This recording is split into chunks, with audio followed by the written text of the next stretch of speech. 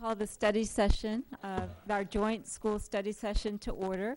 We are waiting on some high school representatives, but they're coming from work, so we're just going to get started and hope that they can join us soon.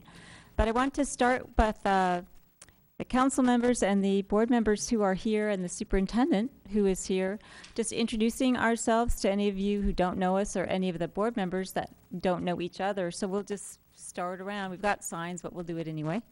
And while you do that, I'll welcome all of you. So, yes, push the button.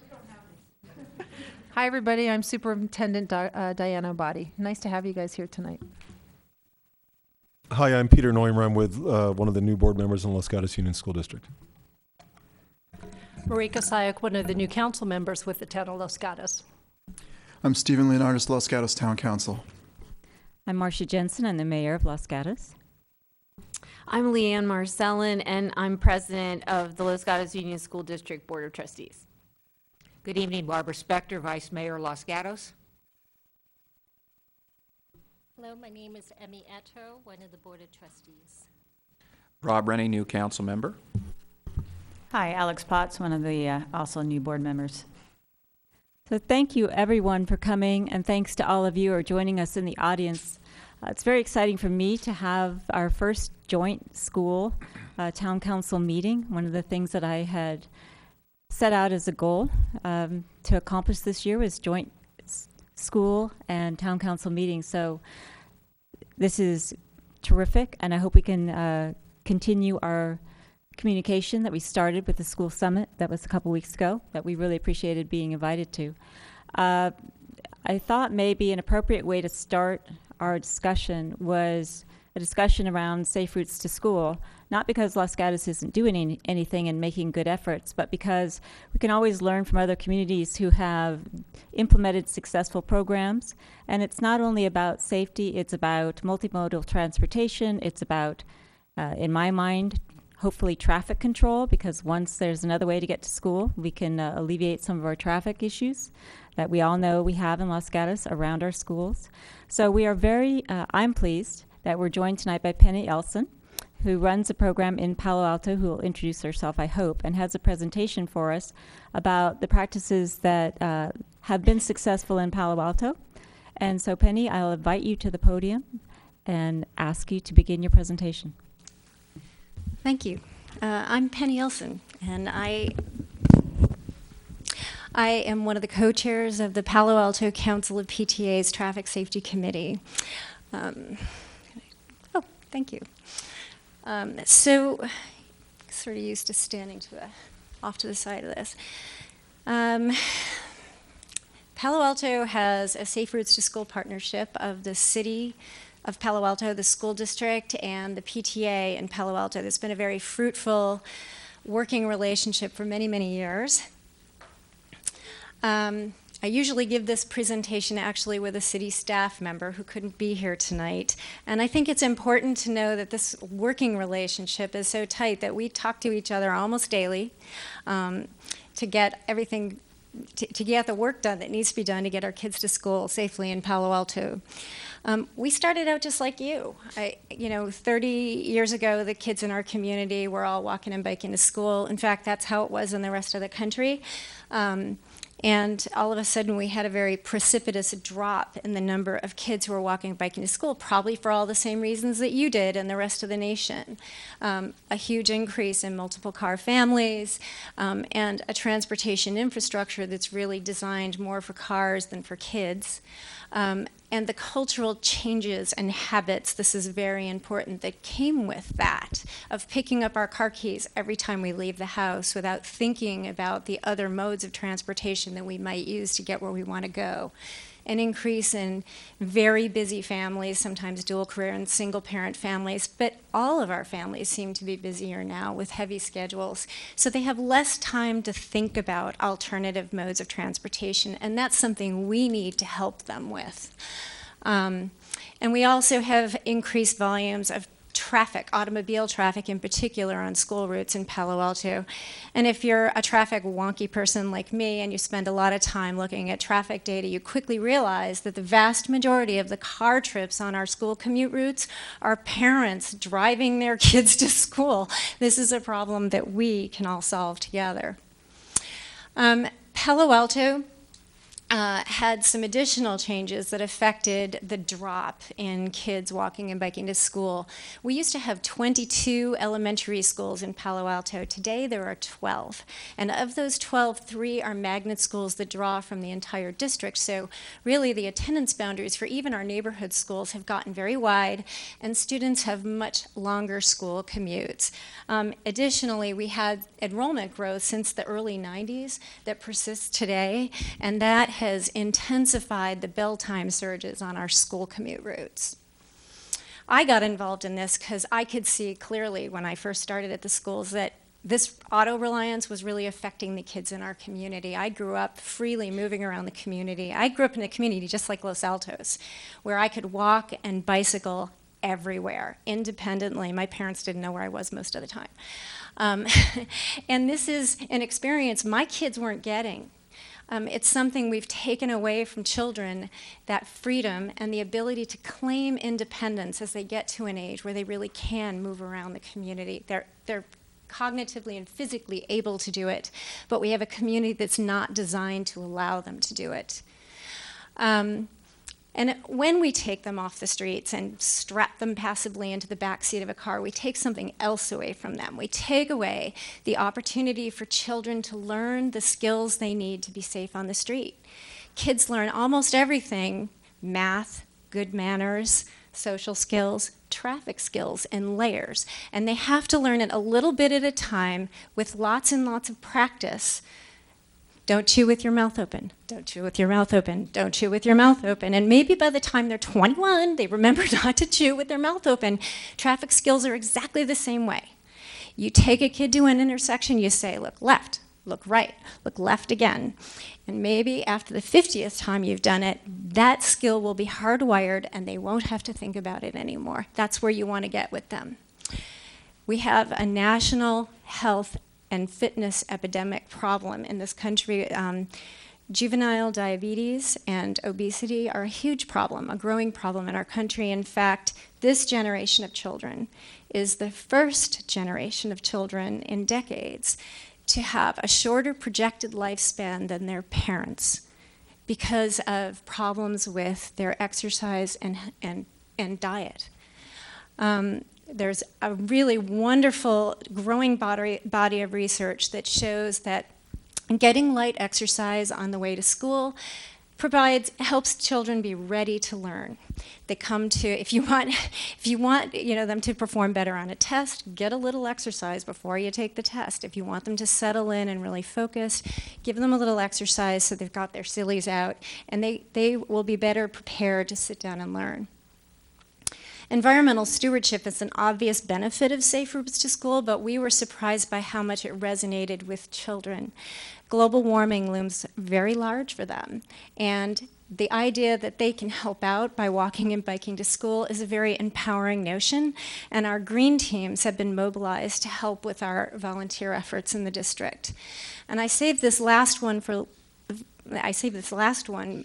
last because it is the most important to me.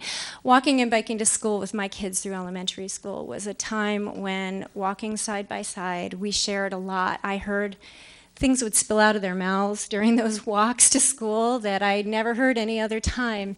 And I also got to meet their friends and their friends' parents. And because I wasn't doing the flyby drop-off every morning in the driveway, I was walking up to the classroom door with my kids and greeting their teachers and getting to know them. And so I became a really more connected part of my school community and my neighborhood community. We started out kind of like you guys are starting out, by offering education in our schools. Basically, Palo Alto Unified School District shifted our 6th graders from the elementary schools into the middle schools, which significantly increased the population in our middle schools and created a situation where we realized immediately we had to get more kids onto bikes. And so some bicycle safety education was introduced in the early 90s. And then once the PTA starts spearheading subcommittees and establishing contacts in City Hall and the school district, all of a sudden we start getting lots and lots of ideas. And a re-engineering study came forward. We did some redesign of a couple of middle schools. I wasn't involved in that. This is before my time. And then there was, this new realization after that project that the city and school district together could go from a complaint response approach to Safe Routes to School to a more comprehensive review and strategic planning approach. And this was a very important change. We had a previous existing city school traffic safety committee, and I think you guys have one here or something like it, is what I've heard. That committee originally was developed to review closures of schools, but this has turned into kind of what Sylvia Starlack, one of my colleagues at City Hall, calls our secret sauce. It is the place that really generated the partnership that has made Safe Routes to School so strong in Palo Alto. The committee has 7 members, a member of our police department, a member from the city's transportation group is always there, but sometimes there may be more depending on how many projects we're looking at a specific meeting. 1 administrator from the Central School District office, 1 principal who functions as a liaison to all the principals in the school district at every school site. We have 17 school sites in Palo Alto. And then in 1993, we started recruiting PTA traffic safety. Oh, I forgot to mention, we have PTA representatives, of which I am one, on this committee who are voting representatives. Now, those are the people who have to sit at the table every month, but of course they're joined every month by PTA traffic safety reps from every school site in the district who have an item on the agenda. And we used to have like 1 TSR, we call them TSRs. We had 1 TSR for every school site, but today we have teams. So these people will come in groups, and you can imagine the robust discussion that happens when you get a lot of parents involved in problem solving with the city staff and the school district staff. This roundtable discussion becomes a very powerful thing in Safe Routes to School, because what happens for staff is that there's this dialogue that starts, and the PTA traffic safety representatives start bringing city staff into PTA meetings at the school sites, and I'm going to talk more about that later because this is an important thing that's going to happen as the programming progresses. By 2006, the efforts that we were making around that table started showing some real results. The automobile, the single car, kids driving to school solo in a single family car went from 55% to 46%. So we could see we were starting to reverse the trends. And so the school district and the city decided to formalize the partnership relationship, and I sent Greg Larson a copy of the resolution and partnership agreement that we used to do this. But the agreement was to create this city-school community partnership working in a problem-solving process around what we could call the 5 E's, which I will explain in a minute, with the goals of reducing risk to school commuters and to encourage people to use alternatives to solo driving more often. And now, this is where we get to the multimodal bit. We don't just encourage walking and biking. We also encourage carpooling and riding transit and school buses. And I'll explain why shortly. So what are the 5 E's? We start with education. In Palo Alto, children start with pedestrian safety education K through 2, and then we introduce 3rd grade bicycling with 3 classes in school. This is all in school programming that culminates in a bike rodeo, which is probably one of the highlights of 3rd grade for every kid in Palo Alto. In 5th grade, children get a traffic safety refresher class that's taught by a uniformed officer. The idea is to, before these kids move up to middle school the following year, because that's the year when we get a big flood of new bicyclists on the street, to really drive home the importance of safe vehicular bicycle riding. And then in 6th grade, the year when the kids start middle school, we have Drive Your Bike Assemblies, which is sort of a game show format program, which is a lot of fun for the kids, but it also shows them how much they do and don't know. So I'm glad to talk about that later. We focus on parents too. You can't just educate the kids. You got to talk to the parents because they're the people you want to walk and bike with the kids and to reinforce the stuff that you're teaching them in classes. So for every single one of those classes I just showed you, we send something home to the parents and say, practice, your kid learned this today, practice this on your walk or bike trip to school. We have Bringing Up Bicyclist classes, which the PTA offers 3 to 5 times a year with support from the city of Palo Alto. They pay, I think, $100 for a League of American Bicyclists, a certified instructor to come out and teach this class. And they're pretty popular. We get 30 to 50 people per class. And it's basically focuses on teaching parents how to teach your child to be safe on the street. The city of Palo Alto offers middle school bike skills classes through their Parks and Rec summer programs. And the PTA does a lot of messaging that is needed on an as-needed basis throughout the year through newsletter messages, e-news, probably all the things you use, I'm imagining, printed handbooks, school websites. And we have a district-wide Palo Alto Safe Routes to School website, which you see listed here. The next D is engineering. We work closely with the city of Palo Alto and the school district on working on creating better operational and physical street environment that serves kids better. What's really important about this bit is the school district and the city didn't collaborate so well previously. So it's really good to come to a table and talk way in advance when the school district is talking about expanding a school site to talk about what the transportation impacts of those changes might be on the approach streets to that school. It's good for the city to know that well in advance so that traffic planning can happen, way before the school gets built, and so that changes to the school site infrastructure can be made so that proper connections are made to the public street to make it safe for kids. We work on lots of different kinds of projects. I spent my morning today pitching a road diet project that we're working on with the city to a couple of PTAs. The next D is encouragement, and this is largely the PTA's responsibility, although we get some support from the city and school district on it. We have lots of events throughout the year, but district-wide, we have 2 big events every year. Walk and Roll is in October, and the mayor turns out for this, and most of our city council and school board show up at the school sites to support the kids. We hand out stickers, and we have coffee, and we make big collages, and it's like a big party atmosphere. The idea is to promote all the benefits of walking and biking to school, but to make it fun and to have families experience the community of coming together and getting out for that walk to school in the morning. And you can see there are lots of other kinds of events that happen throughout the year. At Gunn, I'm the Gunn High School traffic safety rep, and we do a monthly pedaling for prizes event at Gunn, which I'll share with you later. So one of the great things that's happened at the these are elementary schools you're looking at here. Over time, even though we've had sort of a steady increase in enrollment at our elementary schools, we've not seen a commensurate increase in automobile traffic.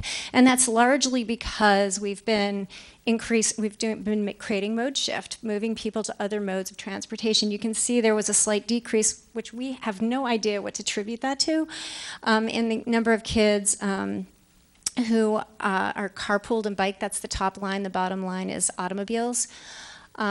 Single-family automobiles, but we've been experimenting with a school pool carpool matching program to sort of fix that problem. The big payoff for the culture building that we do in the elementary schools comes in secondary school. So I'm going to walk up here for a second just to point something out. You can see that in about 2006, all of a sudden, the bike counts start popping up. And that is about the time when the first round of kids who'd been through the full gamut of our education and encouragement programs, that's when they hit the high schools and the numbers started climbing really fast. We don't expect that trend to abate anytime soon because here it is, going on in the middle schools still. It's fantastic. So a rule that we follow in Palo Alto is we don't compare one school site to another. Every school site has its own school commute shed with its own challenges. Jordan Middle School, which is the one that rises the fastest there, the light blue, 60 to 70% of the kids are bicycling to that school today. At JLS, 50%, and I should have told you that 2 high schools are 38% bicycling, which by national standards is absolutely fantastic. Terman Middle School is the smallest middle school, so you're looking at raw bike counts here, but their percentage is 38%. They have the worst school commute routes of the entire district. Their site is served by a state highway, a high-volume residential arterial, and a county expressway. So we've been doing a lot of engineering work there. You can see the numbers are starting to come up. That's the road diet project that I was pitching earlier today. What are we doing next? I mean, as you've seen what we've done and what we've accomplished in terms of bike counts. So what's next? We continue to see growth in secondary enrollment. In fact, we've just added on to both of our high schools to increase enrollment from 1,900 to 2,300 students. And so we're doing some big planning for further intensification of use of our school sites. Let's see, we have kids are already moving on to buses and bikes more. It's kind of more cool to actually use an alternative mode to get to school for most of the kids. I mean, there's still the kids who love the hot cars and that kind of stuff. But our parking lot is largely empty. It's very exciting to see that, at least for me. Maybe I get excited about silly things. So the city is working on getting some new bus and shuttle options together. They're doing some work with ETA, and they're doing some work locally to develop our free city shuttle program to serve school commute routes a little bit better. But we have some new problems, too. When you get 830 kids a day bicycling to one school, all of a sudden you've got this critical mass of bicyclists, which we had not anticipated. We really never expected this to be so wildly successful. So now we have pack riding. What happens when you've got kids show up at a stoplight, 2, 5, 10, and before you know it, there's 60 kids waiting at a stoplight, and it goes green. And now you got 60 kids moving forward all at once in a big surge. This is a new problem that we have to solve. So we've had to develop some new education formats. We just completed some student-created public service announcements, video announcements that we're going to introduce in March in our high schools to teach kids techniques for riding in large groups. Because there are ways to do this, but we had to learn about them ourselves and then create materials to teach the kids. So this is sort of the next level of education that we have to do now that we are where we are. And we've also developed some online resources, and we've been handing out flyers at our monthly encouragement events at the high schools. The next problem we had to solve was, we have 830 bikes a day. Where do you put them while the children are in school?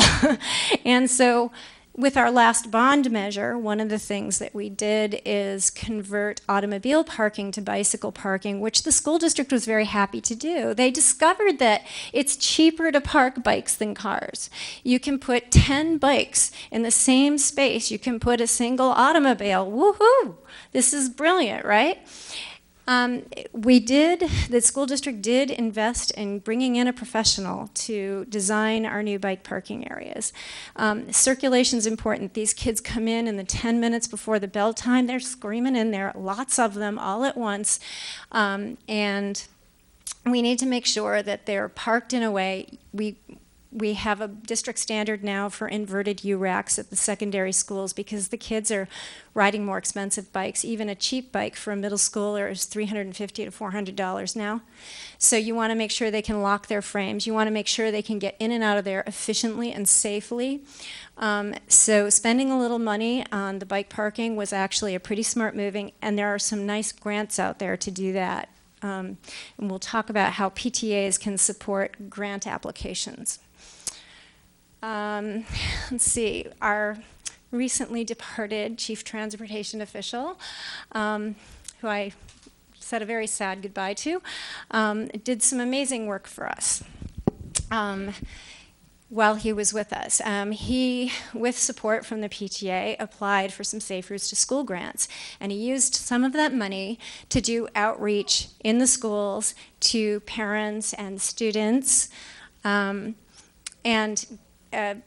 PTA basically brought city staff into the school sites to talk to parents, students, administrators about their experiences walking and biking to school. How are you getting there? What problems are you having on the way? They were asking really a lot of pointed questions about specific intersections and things like that. And the result of the outreach was the development of 2 maps. One was a recommendations map, which was a set of recommendations that were prioritized for school commute corridor routes across the entire city. And those recommendations were eventually folded into our City of Palo Alto Bicycle and Pedestrian Transportation Plan, which will, of course, influence the language that goes into our updated transportation element. Jaime did some amazing forward thinking for us, some really innovative, great work in this area.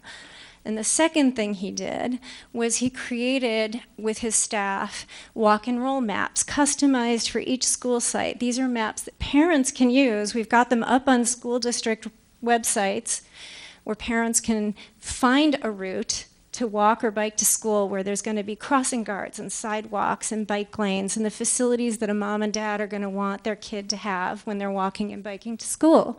And that little insert map in the bottom there shows you what you do when you get to school. Where am I going to find bike parking? How am I supposed to move? How does the school expect me to maneuver my bike around this campus? And the reverse side of this map, which isn't shown here, is a set of safety tips for all modes of transportation. Drivers, what are you expected to do? Bicyclists, what are you expected to do? So each mode is addressed on this thing. And what you can't see very well from where you're sitting, I'm sure, see these little dots, those circles? That will tell parents an estimated time. If you live within this shed area right here, how long is it going to take you to walk or bike to school? Because we find that frequently people overestimate how long it's going to take. So engaging the community on the 5 E's is really important. So remember I said Jaime did this amazing outreach, right? Well, what are the benefits of doing that outreach? The benefit of that is a whole bunch of things. City Council's going to love this. The first thing that happened was when staff went forward with the bicycle and pedestrian transportation plan, they had informed community advocates for the proposal ready-made when they went to council. There was community support for the staff recommendations when they walked through the door. For city council, later on when city council wanted to fund our the proposed Bike Boulevard network expansion, they needed to figure out a revenue source, and one of the proposals was a transient occupancy tax. And guess what? They had a built-in group of community advocates to get the TOT passed, which isn't just going to fund the Bike Boulevard network, it's going to fund a lot of other, a new public safety building and a couple of other things. So good things happen when you build these partnerships. At present, we are also updating our education program. Some of our materials are outdated, but we're revising things to sort of take a new we used to focus really on bicycling and pedestrians. And more we are doing a share the road approach, which is more multimodal, which I think is what you were talking about earlier.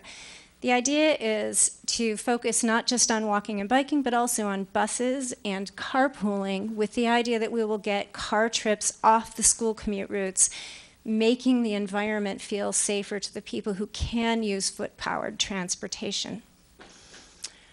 The city is developing a new website, which we're excited about seeing very soon. At our magnet schools, solo driving is still, those are the choice schools I was talking about, their solo driving is still at 60%.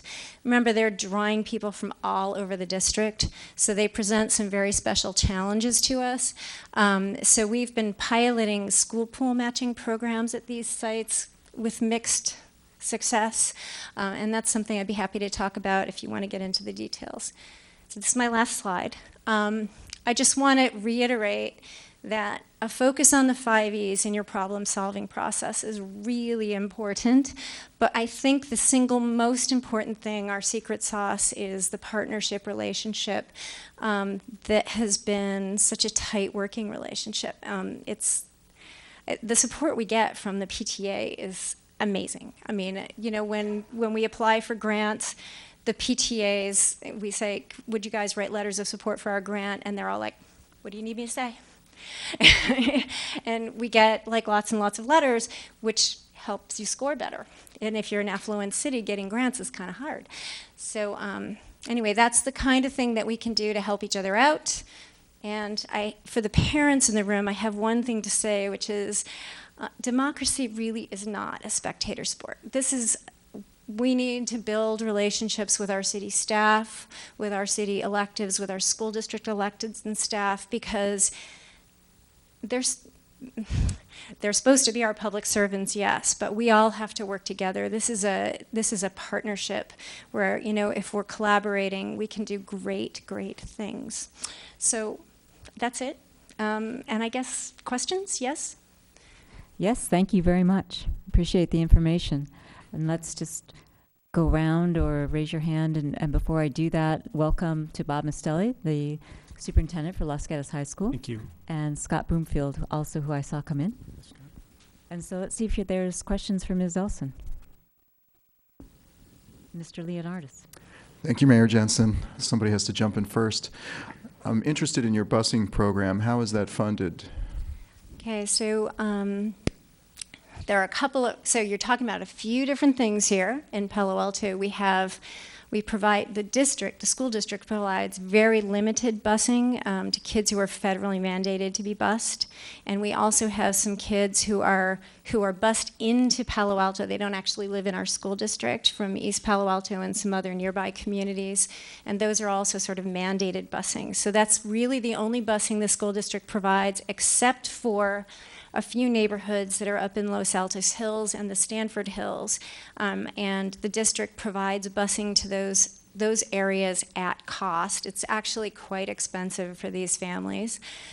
In addition, the city of Palo Alto has a free shuttle service that is actually designed to serve the train stations for Palo Alto, but the routes have been sort of tweaked so that they can also serve the middle school, a couple of the middle schools and high schools. So they're getting better ridership on them. These are free shuttles, and they're funded through the city of Palo Alto budget, and I believe they get some money from Caltrain as well, because these buses, the free shuttles, serve the train stations. And then the last bus option is there's a VTA 88. So we're very clever about how we use our public transit.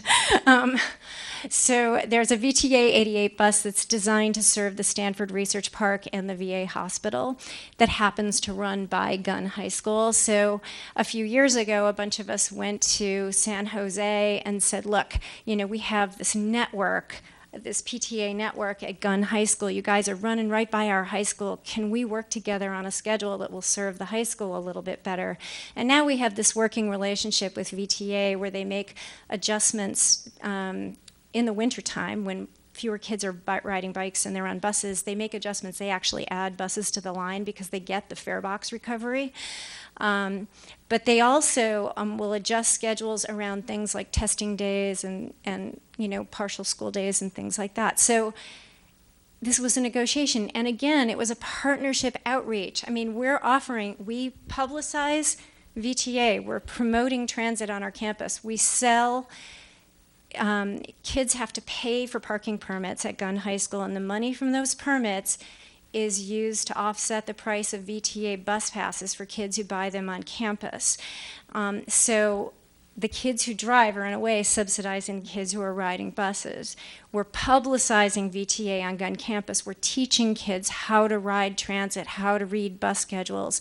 We do, at our annual Earth Day event, we invite VTA in to have a booth. So, and we also maintain a VTA 88 e-news list to give kids regular updates on any schedule changes and things like that. So there's a lot, and this is a collaboration between the Gunn High School secretary, a PTA transit coordinator and our contact at the VTA who manages this relationship.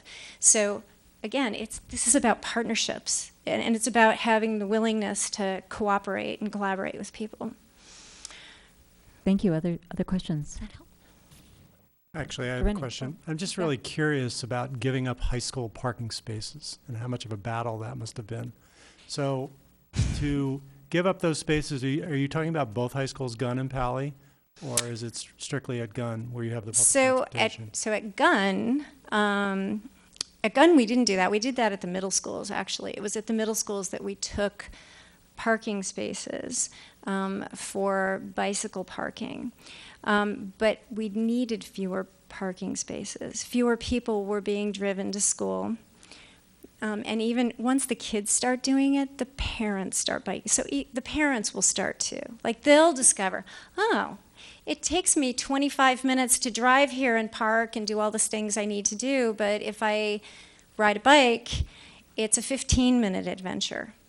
So the parents start figuring this stuff out too, and over time you get fewer cars on campus. So we were able to do it at JLS and at Terman.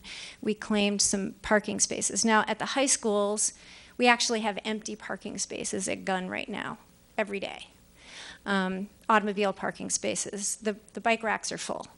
And at Pally, they just they used their additional parking, former automobile parking space to expand buildings.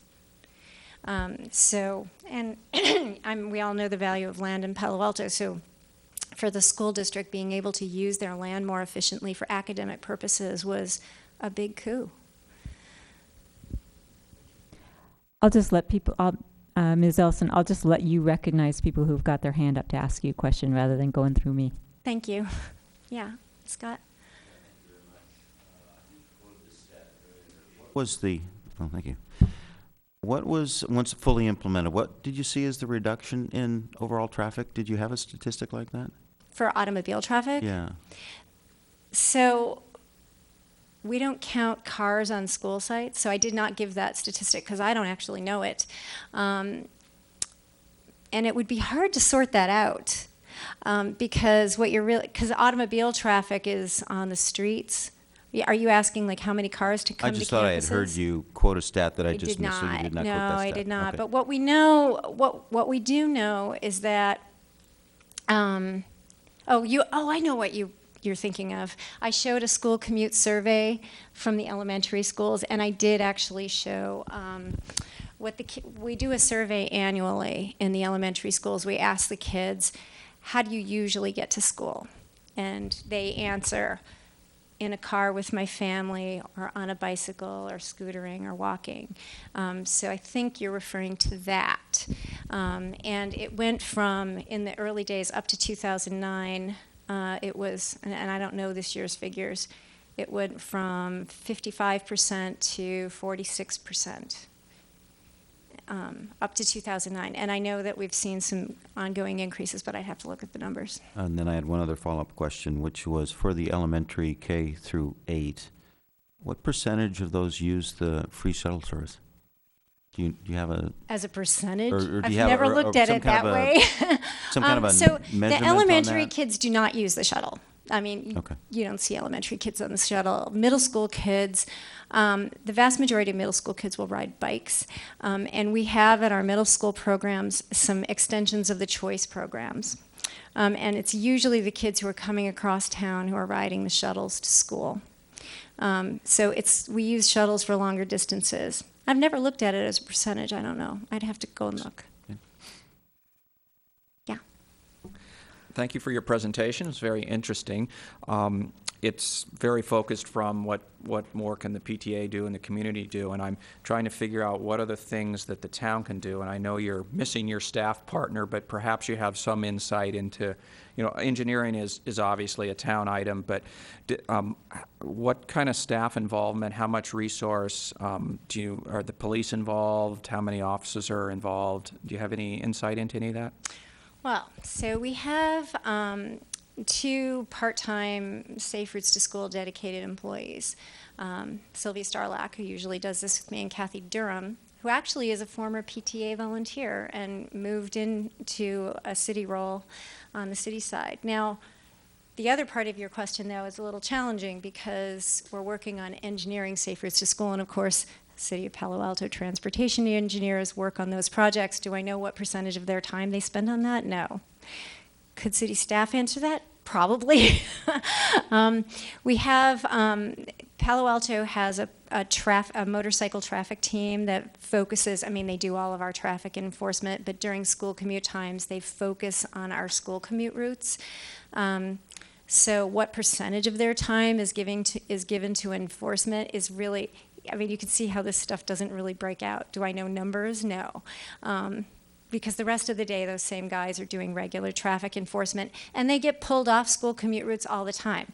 Palo Alto, I should talk a little bit about resources, because I saw in one of your staff reports somebody shared with all of you that we have 29 crossing guards in Palo Alto, and this is true.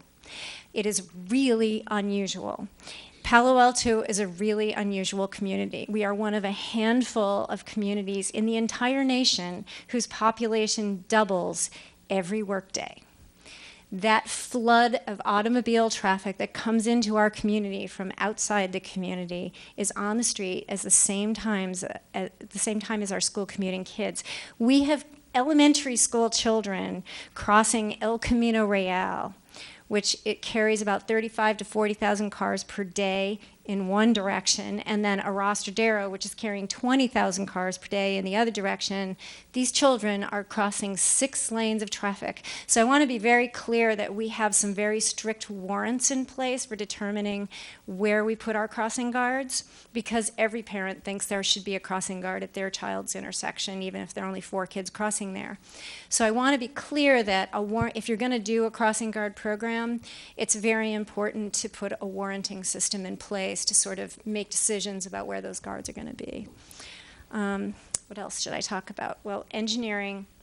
I think having in place policies. So we have a comprehensive plan that specifically talks about safe routes to school and has some pretty specific goals and objectives for connectivity in the community between schools and residential neighborhoods and after school destinations that kids might use. We have our City of Palo Alto Bicycle and Pedestrian Transportation Plan has just been redeveloped, and it really, adult bicyclists participated in this process also. It's not just designed for kids, but what is envisioned in that plan is a new bicycle boulevard network that is supposed to roll out over the next 10 years. Having a vision like that, you know, thinking forward comprehensively, not just problem solving, this is today's crisis, we have to solve it, but really thinking systemically about what's the transportation system we need to develop that's going to provide safe routes to school and multimodal routes to everywhere for all the people in the community. Does that answer your question? Okay. Yeah. So I have a question in regards to, do you have data of, for example, when there's a multiple children family and maybe that person is also working, what is the statistics on that? Do they tend to still use the walk bike, or do you see more of a mom got to work and she's going to be convenient to drop off the kids? Because I think I see that more here, and I'm just kind of wondering if that's similar in most schools. So we haven't collected data on that, but I can tell you sort of anecdotally what I see in the community. I spend time at almost every school in the district, and what I see at the elementary school level is increasing numbers of parents who are interested in their own health and their own fitness. One of the things that we do in the PTAs, we go out and we talk to parents, moms and dads who walk and bike with their schools, and I tell, a lot of the moms are my age, 55 years old, and you know, when you get to this age, women need 3 times more exercise than our male counterparts to maintain our body weight. And one of the ways you can do that, take care of yourself, is by walking and biking with your child to school. And when you start talking to parents, so, I mean, I know this is sort of a roundabout way to answer this question, but the fact of the matter is, we have parents who say things like, well, I'm never going to get to the gym if I don't drive my kids to school. Okay, let's get on our bike and we'll skip the exercycle today. And so we're trying to get people, this is what I was talking about, is people are so busy that they forget to think about things. And also, they don't time themselves. Like, they remember, you know how, I'm sure you're on city council, right? So you know how people sort of estimate the time they spend at stoplights. They always estimate, it's like, I sat at that light for half an hour. Well, you know, the signal's 60 seconds long. So you know that didn't happen. But this is the kind of stuff that you have to kind of get people to think about. And that's why we go out to the schools and we talk to parents and we try to get them to try it just for a day. And you don't win them all over. I mean, some people just don't want to ride a bike, and that's okay. But we do ask them to carpool. And they can do that. So we're exploring some new things. I talked about the school pool thing. One of the things that we are looking at, too, are these new apps like Kangadoo that help parents sort of find a carpool partner. So, you know, this is something that busy mom can do. I mean, you know, that same busy mom has to get her kids to after-school programs, and she's going to need to find carpool partners for other purposes. So we have to be creative in how we, you know, match people up. And I will tell you that getting carpool partners together is a lot like arranging marriages. It's a lot harder than it sounds. And we've worked pretty hard at it at a couple of school sites. So I won't pretend that that's an easy thing to do. But the new apps look promising, and we're going to be doing some experimenting with those this year. So the answer to your question is no, we don't have data. Yes, it is hard, but you can move that needle. The grants that you've been able to obtain, do you have a grant writer, or is it? Yes, we have a couple of them. And are they volunteer positions? Nope. Paid? Nope. Could you just elaborate how you were able to get these grant writers and how you paid So them? Sylvia Starlack, the employee who usually comes with me to these things and could answer that question very specifically, wrote the grants along with Jaime Rodriguez, the grants that I was talking about earlier. She wrote the grants that got us our bicycle parking, and she's done some, you know, they work for the city of Palo Alto. So some of this is driven by one of the clever things that Jaime did is, you know, was he kind of looks ahead at the kinds of grants that are coming down the pipeline, and then if you have a long-term strategic plan and you have in place concept plan lines and shovel-ready projects, then you're prepared to write those grants, you know, when they become available. So that's one of the clever things that he did to sort of prepare us so that we could be successful in a grant writing process. Does that make sense? And a follow-up, you mentioned Sylvia and Jaime. What are their positions within the town, or within the city? Jaime is former. He recently left the city. He was our chief transportation official, and Okay. Sylvia is a Safe Routes to School coordinator, I think is her. Okay, great. Title. Thank you. I have a question for you. Where did that voice come from? I'm sorry, it's me. It's Sorry. me. Hello. Is any aspect of the program that you described, I don't think so based on what you've said, mandatory? So have you at all looked at, so for example, if you have a bus, you have to have a kid get on it, right? So you talked about kids that have to be federally mandated to ride a bus, things like that, carpooling. So that when I say federally mandated, what I mean is that the school district is federally mandated to provide busing to those children. They are not required to use it. So is there any mandate in any part of the program that you described? Carpooling, walking? No. So I go to a certain school and I sign up to use a carpool, or I get a discount on whatever I get. I wish we could do that, but no, Okay. we can't do that. I'm just checking. So a big part of it is making this fun.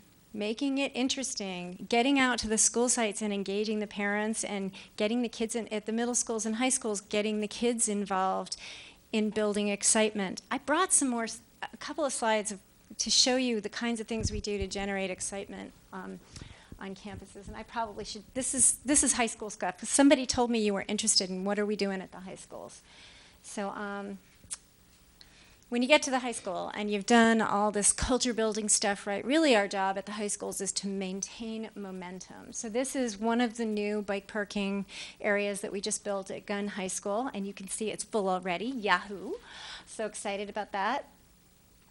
Every year, I'm the traffic safety rep for Gunn. Every year I go to the principal over the summer, and we work together on redeveloping the transportation webpage for Gunn High School so that the new students coming to Gunn can find a walk and roll map and the safety tips, and they can get information about the VTA 88. Every mode of transportation that they can possibly use, that's an alternative mode, is highlighted, and then at the very bottom it says, but if you must drive, here's our campus circulation. Here's what you can do to help, everybody else. And every kid who gets a parking permit gets a Share the Road flyer that teaches them how to drive near bicyclists and pedestrians, because teaching the drivers is as important as teaching the bicyclists and the pedestrians.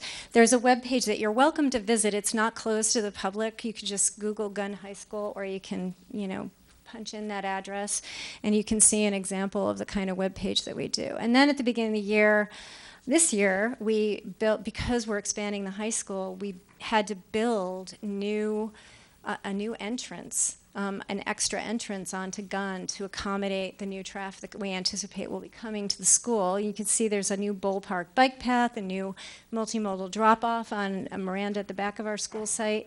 We did a lot of publicity work around this. E-news announcements, back-to-school flyer inserts. The Gunn website was updated with this information, and we went out to the local media and talked about it so that, kids and parents were getting this information everywhere.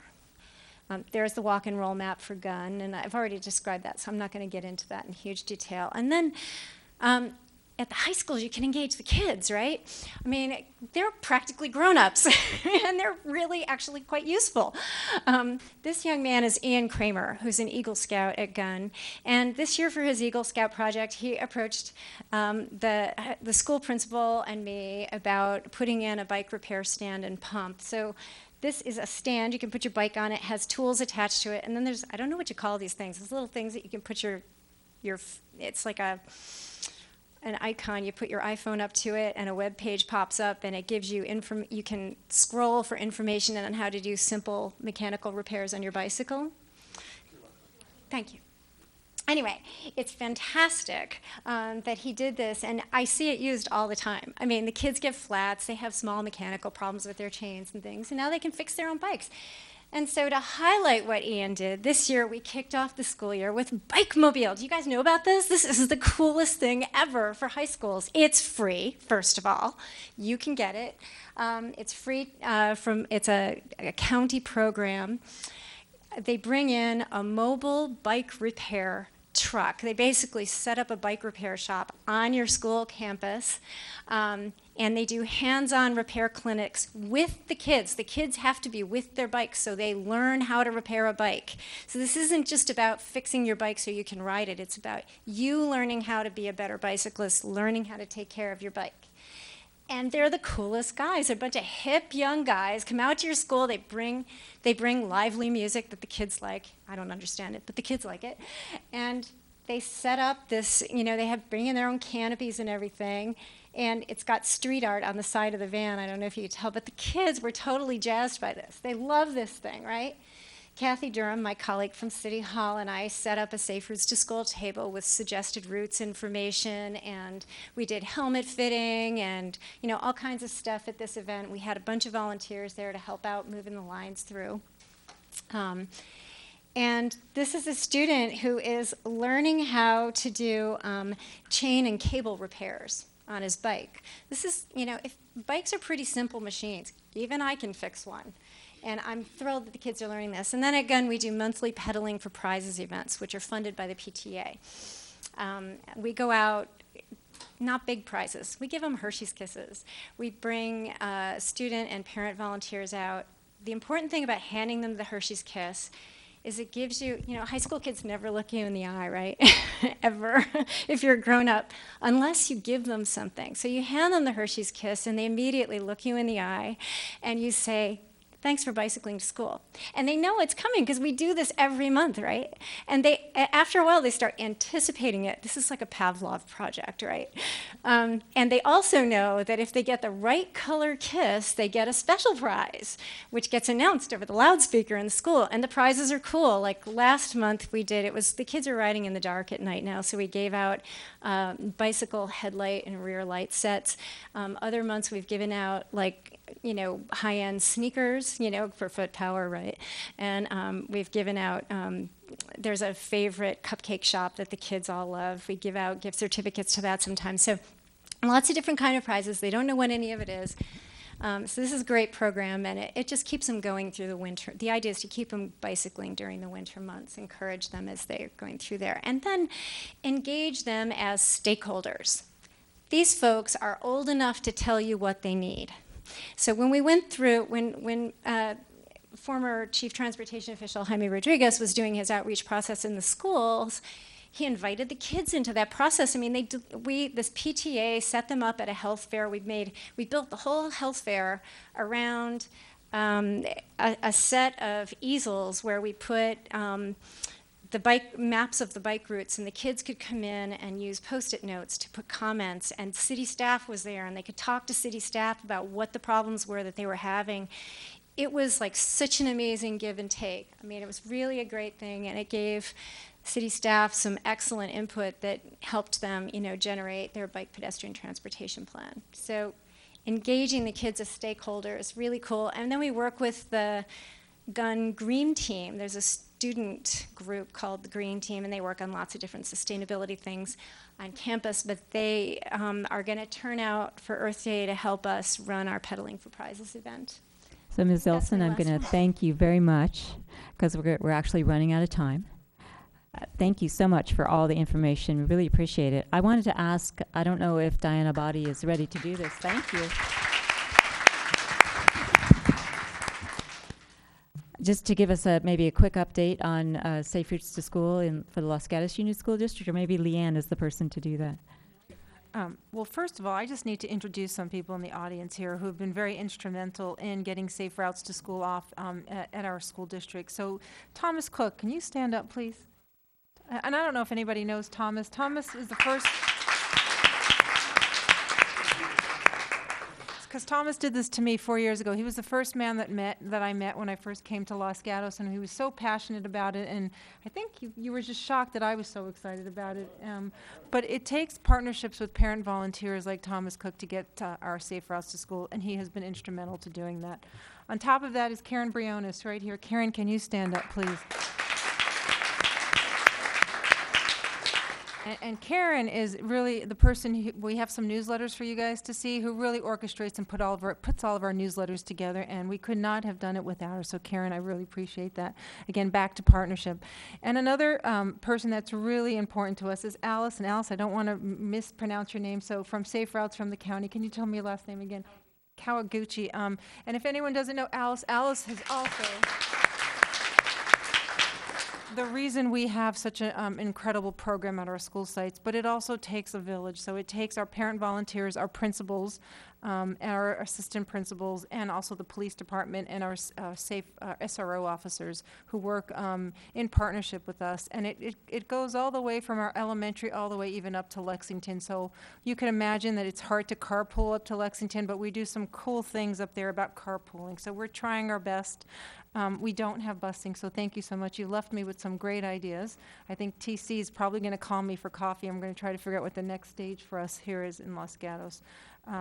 But we are really fortunate in Los Gatos to have our home and school clubs similar to your PTAs that fund our also our crossing guards, because we do not have enough funding to do that. So our home and school clubs also pay for 50% of that. So between the district, the town, and our home and school clubs, that's what funds our our crossing guards. And we have a crossing guard system, and you are absolutely right. Parents would like them on every single corner. So we've, over the last couple of years, working with Matt Morley and Greg Larson and the team, they've also done some warranting to decide where we need to put them.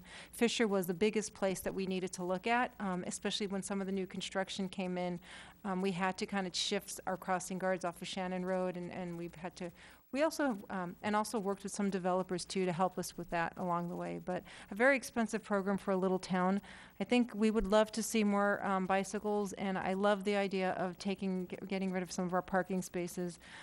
I would like to be the role model and actually bike to school, so I just need everyone to know that when I moved here from San Francisco, I bought what I call myself a girly bike with a basket to put my computer on.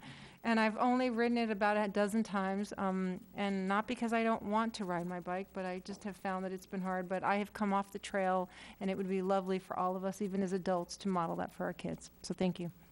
Thank you, Diana. Speaking of construction, Penny sort of talked about how we need to pay attention to when schools are doing construction, how that affects transportation and safe routes to school. Mr. Mastelli, I was hoping you could give us a really brief update on high school construction, if you can. I can, and Kevin Rogers, our assistant principal at Los Gatos, looked at me very surprised, like I was going to call him up to do that. I won't, Kevin. Actually, as you know, we've been quite busy with our Measure E projects, planning. We've actually gone out with a couple CEQA studies recently. We're going to be beginning the lower field renovation, which would be our track and football field turfing that will start as early as April. And then shortly after that, we're looking at the turfing that will be taking place at the baseball field and the lower hockey field. So shortly over the next month and a half, you're going to start to see activity down in the lower regions of our campus. And we hope to have the majority of that work done in the next year. We're trying to time it so we're not affecting the community to a great effect. I know that we will, just because I know that all those fields are used constantly, not only by Los Gatos Rec, but by other community sports organizations. We'll continue to send information out to Los Gatos Union, letting them know about the impact.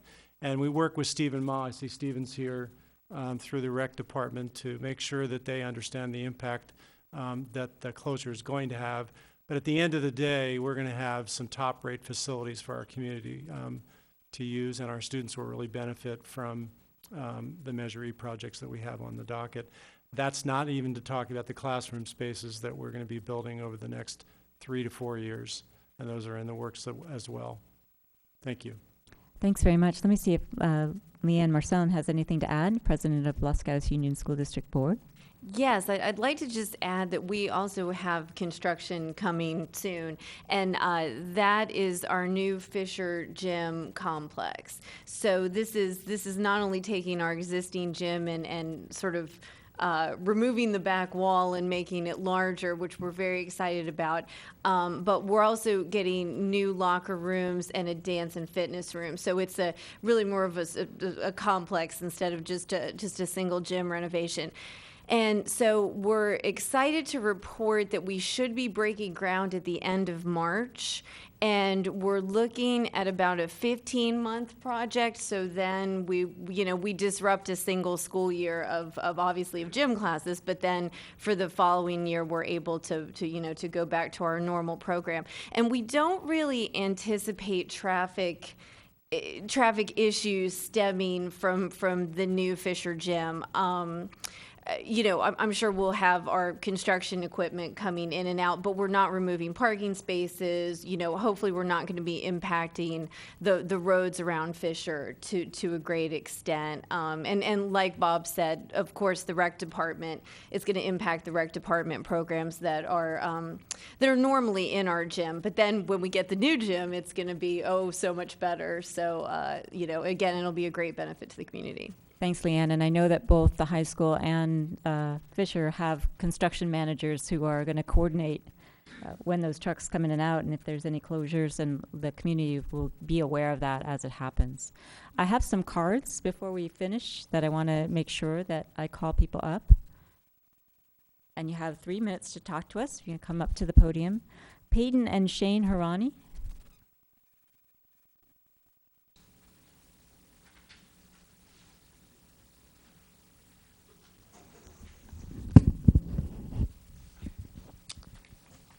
Hi, I'm Peyton Harani. I go to Daves Avenue Elementary School. I've been going to Daves for 6 years and never walked to school because Winchester is in between my house and my school.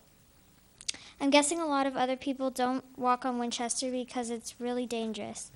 If you have ever tried to walk and bike on Winchester, it's very dangerous because a lot of people walk in the bike lane and it's not safe.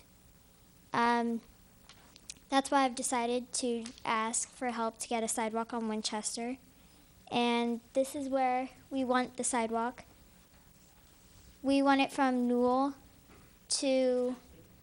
You can actually put that up on the bench and then we could see it better. There you go.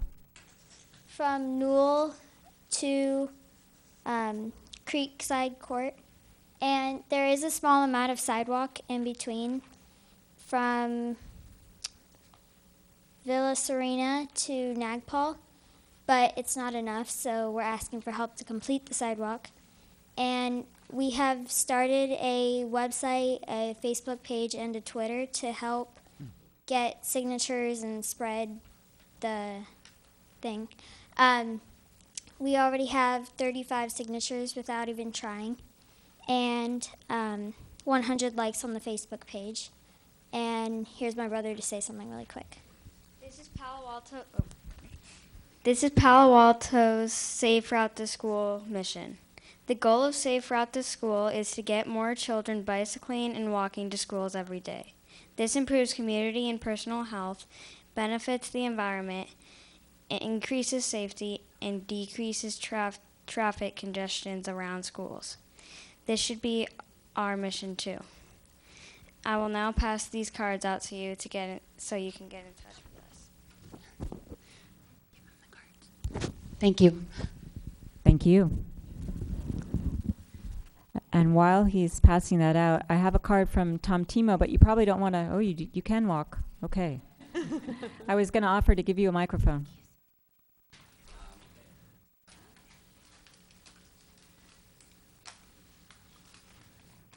Hi there, Tom Timo, resident of Los Gatos, 333 Johnson. Serve a couple different roles in this town. One is president of LGEF, the Los Gatos Education Foundation, and I'm thrilled to see the presentation tonight from Palo Alto. I think this is one area that schools and, representing a group of parents through LGEF that, all of us, the home and school clubs already help with the crossing guards. There's got to be a way to come together because I think we can really help alleviate a lot of the stress that's created, whether it's developments and other things. The more people that bike to school, the less traffic there is on Los Gatos Boulevard. If you build that sidewalk on Winchester, you cut down on the traffic down on that side of town. This really should be a focus from town council to the board of trustees to groups of parents like LGF and the home and school clubs. So excited to see this on the agenda. Thrilled to see the board of trustees and the town council together on the same stage. I think this is awesome. Thank you very much for doing it. And we do need a sidewalk on Winchester, so thanks. Thank you for coming. Chris Miller?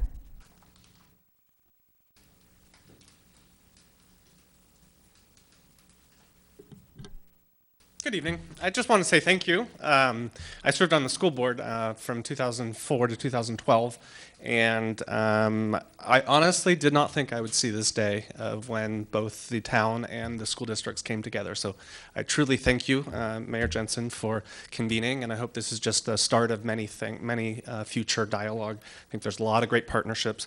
I actually worked in Palo Alto for 3 years, including a stint for the school district, and one of the things that I found was a great success was the modeling, as Superintendent Abadi mentioned. I would often see Superintendent Skelly riding his bike to the district office or to some of the other school sites, and routinely saw principals and other teachers. So I think that's a great way, of really getting young people engaged. And while I'm up here, I wanted to announce I am on the board for CASA here in Los Gatos, and we are sponsoring a film. I've been involved with the Representation Project, and the film title entitled The Mask You Live In. We'll be here on March 15th in the morning, Sunday morning. If you want tickets, you can go look at the Los Gatos Theater website.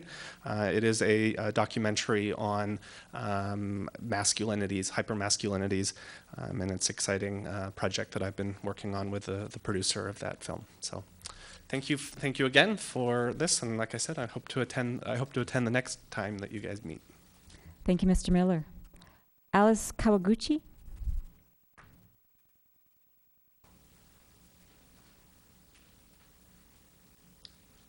Too short. Hi. I am from the Santa Clara County Public Health Department, and I work with a community collaborative called Traffic Safe Communities Network. And I just wanted to say we've been working with Los Gatos since 2011. So we've touched, I think, all 3 school districts, 7 schools, Hillbrook School also. And I just wanted to say that Palo Alto is kind of maybe this gold standard that's way out here. But what we're finding that Los Gatos is pretty unique. It has some great features that working across Santa Clara County we haven't seen. Just a testament to the fact that the school district representatives and the city council are working together on this whole Safe Routes to School is so impressive. And the other thing is that the Safe Routes to School committee that's in place with Thomas and the whole group, the police department, the engineering, the parents, the school staff, really unique in our county, aside from Palo Alto. So we're really surprised, proud of all that Los Gatos has been able to do. And the other thing that I do want to mention is that, not to say, there are some great things in place already, not to say they are way down. The police department's been really active, participating in bike rodeos, traffic safety training. The engineers are really involved. The great things have been happening here.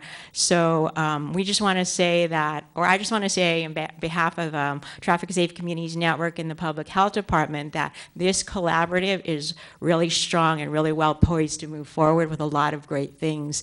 And I think with dedicated staff and continued communication like this, I think great things are possible in this community. Thank you. Thank you. This is the last card because we need to get ready for our next meeting. Thomas Cook.